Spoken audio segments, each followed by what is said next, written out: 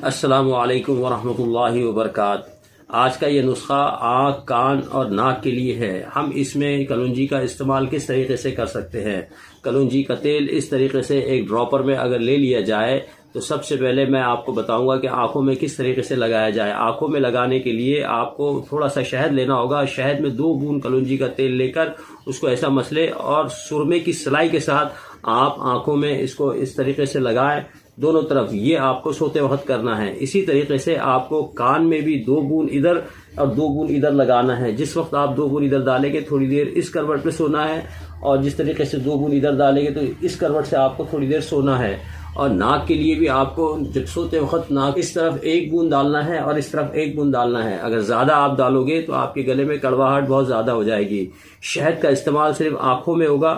یہ نہایت ہی شفا بخش ہے اور بہت سارے مسائل میں یہ بہترین ہے۔ السلام علیکم ورحمۃ اللہ وبرکاتہ۔